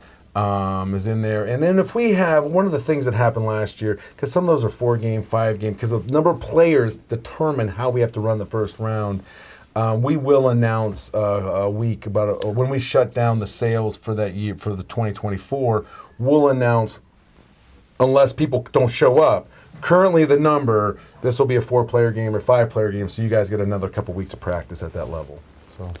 Can people attend to play in just the open gaming or the outer rings? So we're working on the outer ring ticket. You can buy an outer ring ticket. We're working on an open gaming ticket, but that you also compete in one national championship or one outer ring. And so we'll be announcing some of those partnerships with, once again, Dice Tower West and us looking at a partnership we'll announce it in January. All right, sorry, I don't know the next question already. I wasn't expecting it. So let's talk about the competition level there, right? So people, a lot of people are like, I'm not really great at games, Right. or I don't know that I can Right. compete on this level. Should Right. I come anyway? Right. I would, from my end of things, if you want to play a game on a high level, it's fun to do that. Even if you lose, it's not like they kick you out of the con. There's still plenty of things to do all day. All day. And but also, I found that people have been very pleasant, and we've seen people come in not expecting to win. Like the very first year, the guy, I forget his name, who won Catan. Won Catan the first year. Yeah, he came in. He wasn't expecting to win. it was from Vancouver. It was from The Vancouver group. Yeah, oh my I gosh, should remember his my name. mind. He Sorry. came in saying he wasn't It'll expecting to come up. win, and Yeah. then won the whole thing. Yeah, won the whole. Right, he made it to the final table. Yeah, He made it to the final table. Yeah, and so that was it was fun to watch Yeah, it stuff was like his that birthday. happen. Yeah, it was. Yeah, it was. I remember the whole. My mind just went blank on that. But So the whole- Chris will probably pop it up there for. As everyone we've to- been saying, there's so many things to do all day. It's almost like you, while it's not a structured. Brent Jekyll. Brent. There you go. It was Brent. And Brent played with Angela in Vancouver. They're in the same gaming Oh group. my God. Grant. Then that was on. Brent's story that year was just amazing. There's just some great stories.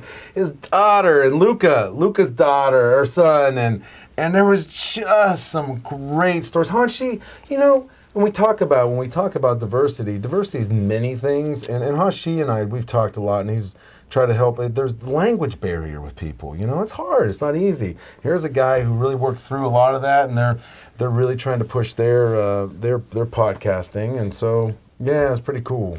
I want to mention again the Phoenix tournaments. Like you say you play a 4-game ticket. Those are your 4 favorite games, and let's say you lose in the first or second round in every one of those 4 games, which some people it's going to happen. You don't make it. You don't win.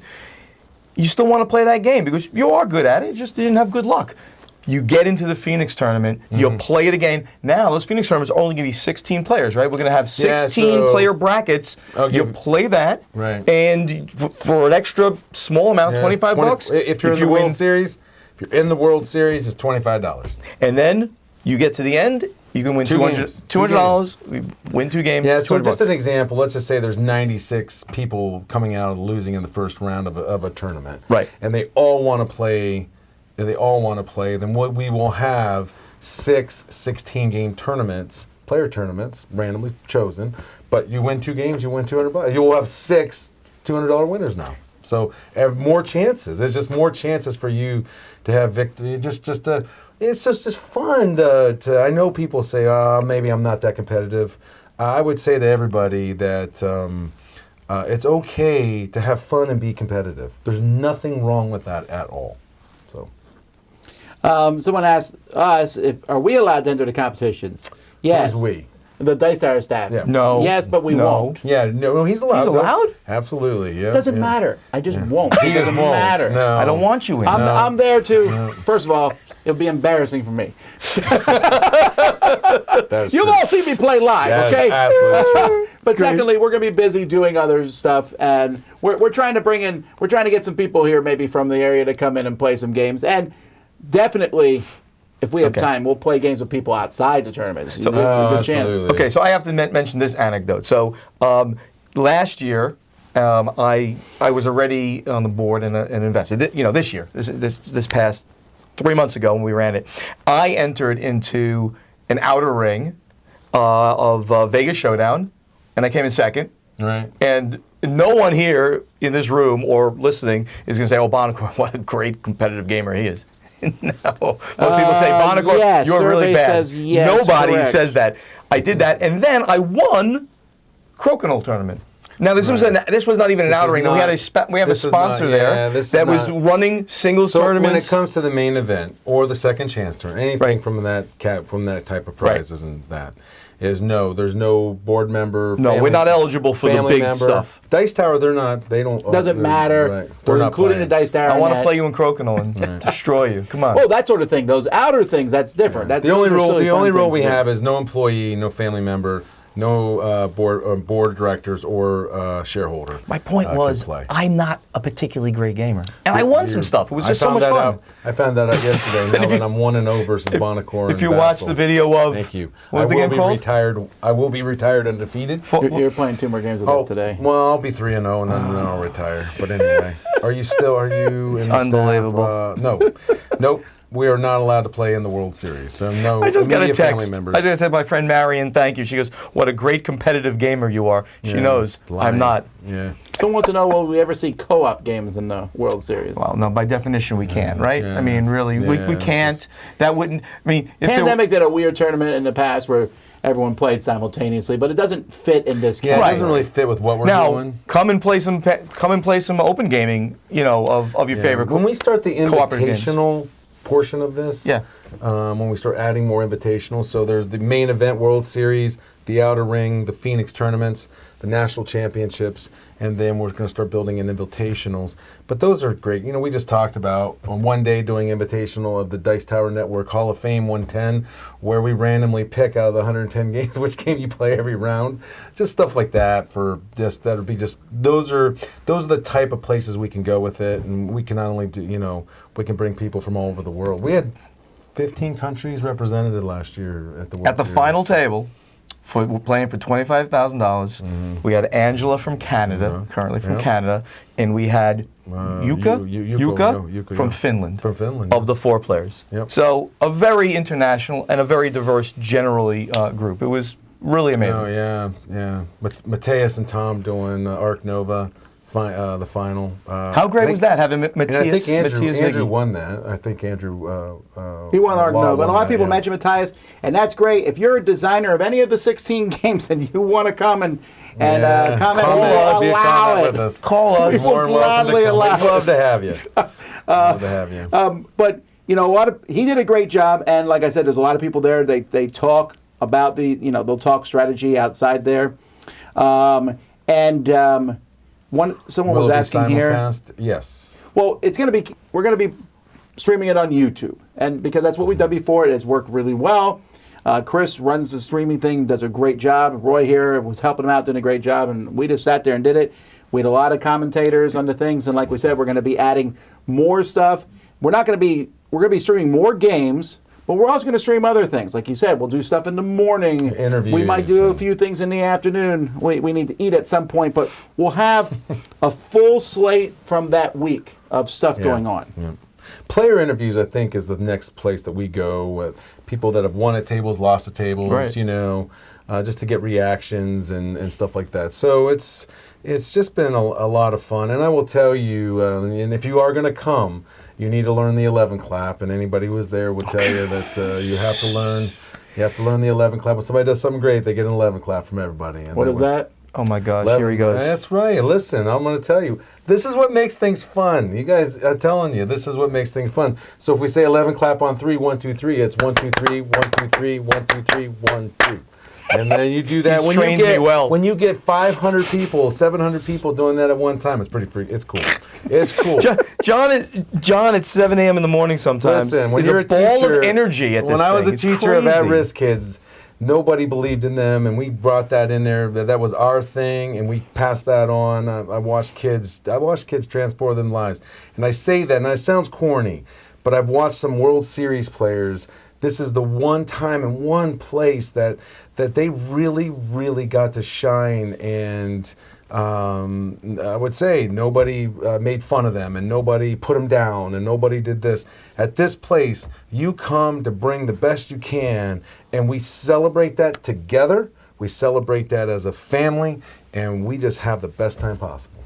Also, so all the finals were recorded. They weren't all Yep. commentated live. So they're going up on the Dice Tower channel. Yeah, about every week or 2 weeks. Chris Yeah, in is fact, having one of them those. coming up, Chris mentioned, is the Dune Imperium with designer Paul Denon doing the commentary on that. Yeah. Nice. Yeah. So, That was nice. Yep. So what we do is now next year we'll have. This year we had one each night was live streamed and commentated. Next year will be 2 each night, and then Chris comes back around and does commentary. We record Right, everything. record all the everything. finals. Then we Multiple put cameras. Yep, This is yep, like ESPN yep. Sports Center. Yeah, you know, yeah, if it's all I day long. mention all those day guys. long. Yep. Or So- ESPN DT. ESPN Dice Tower, yeah. I don't know. Dice Tower I'm sponsored going to get a by. phone call right now. They're like, do Yeah. not use our letters again. Any So it starts on Sunday. starts on Sunday, September 22nd, and that's the first day of the tournament.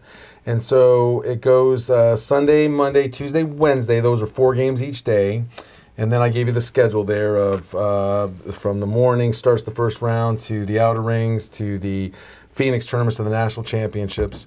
And then Sunday, Monday, Tuesday, Wednesday, and then Thursday morning is the semifinals, and Thursday afternoon is the finals. And then we do a big presentation, as you saw with Angela and people still there. And yeah, it was really a lot of fun. So- Right, and so then Thursday things, but it's going on all the time. You said Oh, it starts at like constant. 7 in the morning. There are Yeah, people there going to, yeah. I don't know, late at night. 7 to midnight. Now with the partnership we're making with Dice Tower West, their library, they're going to keep that thing open longer also now. Oh, they are? Yeah.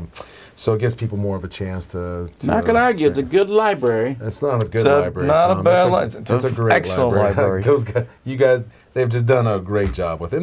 And anybody who's been to Dice Tower West and anybody knows them, they're just good people that really, really try to make an event. Well, Scotty says here, if I were to win the main event, I'd gladly donate the $25K to Tom for an updated and much-needed wardrobe shopping spree. That is, Scott, I would Oh, tell wow.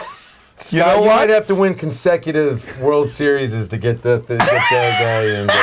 I'm just saying. Oh, that was snarky. I'm I just love it. saying. The great thing about this is I think you're a snappy dresser, Tom. I don't know what's going on. Man, and what's you know my great is hat that got Scott. I would tell 25,000? you, Scott, you can actually come and win that. You could. I don't know if You Tom know would what? hold you accountable. We should- but you can absolutely come and Yeah, win. take a write poll. that name down, because if he does win, that's You're happening. gonna collect. You said we're going clothes shopping. Scott, if you come in to play, you'll be on the top 10 list every morning to win because we're all hoping. We're just going to be hoping. Yeah, we had a lot of great people helping this year. Different people doing the things, and they're going to be announcing who's coming in and various people. Yeah. but- We'll start. Yep. We'll have that out by. We would like to get that done by February 15th. Danielle Strandling has become part of the World Series, and Danny is Standring. Standring. You Yeah. never pronounce her I name never right. pronounce her name There right. was Danielle also- Standring. There She's was just other like Danny. events that were She's happening awesome. too. What's there that? was other events. There Yeah, there so was a Danny's comedy putting show yep, and other things. So So we that's have evening events every night. Comedy that shows, she game has set up. shows. Yep. Wonderful things. In fact, one of the major, I'll say Chip Theory again is one of the major sponsors for the evening shows for everyone. And Danny's just done a wonderful job with the special guests, VIPs, bringing different groups in. I think Shut Up and Sit Down, they're coming back. Of course, Dice Tower Network, and then others. So yeah, it's just the whole thing is about how can we make everybody's experience from the most competitive Right. person to I don't know if I really want to compete or not, but to give them the chance to compete to see if it's something they really want to do. So. I mean, I'm not sure how long we have here, but I want to definitely leave with telling them about the website. And do you need a code to get that deal? It's early bird? Is that what that code Yeah, is? it's an early bird code. It's right now you can go on and there's a discount for every ticket and for every stay and play. This is when you can get your best So you go discount. to WSBG Vegas. WSBGVegas.com, and you can see all the packages and all the ways you can do it. You use the code EARLYBIRD, and you're going to get a discount on any one of those packages. And it's never going to be cheaper than right now. This is the cheapest it's going to be. It's going to go up after January 1st. Well, they go to regular pricing. Can you hand me Won't those be a papers in discount. front of you? And Tom needs papers. Okay. Well, yeah, Yes, because I Tom. also want to mention. Right now we have that contest. Oh, yeah, it's you very have the There's a important. contest contest too. here where you could win a voucher for one of the events that's worth $275. All you have to do is email us at contest@dicetower.com. And in the subject line, you need to put WSBG. By the way, if you forget the name of the website, it's really, you just type in World Series of Board Gaming. It It'll does come pop up up. first search Right. in First Google. search. But I don't see how you'd forget WSBG World Vegas. Series. WSBG Vegas. Vegas. I'm just saying, I never remember anything. I just type it in Google. Yes. But anyway, so we're going to give out one of those to a random entry. Just enter that, give us your address, tell us who you are, and tell us your favorite game too. Why not? Why not? Early bird at checkout. When Use the are you code. going to draw that? That is a fantastic question. It It's will in be after January. this ends. I don't remember exactly. Don't know when. exactly when, but Well, thanks we'd love to- everybody. Yeah, for- we'd love to have you, and we. By the way, you have seen John here at his most Calm. sedate. Oh my God! I have never seen him. this Actually, I'm calm like, did you in not have my enough coffee this life. morning? What's that? You didn't have enough coffee, I guess. He's on camera, so I'm he's not being trying to be smart. cool. He's trying- Listen, he is not I this grew up cool. in He's so I grew up in the enthusiastic. Arthur Fonzarelli area, so Tom's just trying to be a little nickname cool. for John is Jovial John. Jovial John. Boy, He I've never is- been called Husky before, but anyway. I don't think you understand what jovial means. I think of Santa Claus when I think jovial. What Santa Claus is jovial? I know, but that's what I think about. You're like I the know what I jovial call happiest- you means. Jelly Belly, John. I'll take. John is you the know, thank you. happiest, most energetic person, and it's infectious when you're there because he gets on stage and he just rallies the crowds, and we all just have a great time around his energy. So you'll get to hang out and Thank you. see this. No, Jolly it's true. I'm not saying it because I'm sitting here. Tom will completely vouch for everything I'm saying right agree. now. Finally, you agree with Buonocore. I love that. Yeah, Write and that it's- down. Put that. you Give me the know, clip. You know, in the end, if everybody who has attended is looking for some level of I would say joy from whether it's competing or whether it's just being around great people. But in the end, our goal is for you to walk away and say, I'll be back next year because this was one of the best investments I've made. I know we're once again our sponsors again. Some of our sponsors are building out, like what I said, the prizes, the gift bags are getting even better this year. So just from the person who just wants to show up and play in an outer ring event to national championship to the person who wants to play all 4 games, there's something for you at the World Series, and we look forward to having all of you. All right, any final thoughts before we close this video down? WSBGVegas.com. Check it out. Listen, and I would tell you this: when you come to have the best time possible, and we look forward to seeing everybody there for sure. Awesome. All right, well, we'll see you guys in like 10 minutes at our next event going on here. We're going to be continuing on. The Fox Experiment is next. Awesome. And that's on our next feed, so we're going to be ending this one here. Thank you, everybody, for watching. Until next time, I'm Tom Vasel. Jonathan Hagmaier. Stephen Buonocore. Have fun gaming.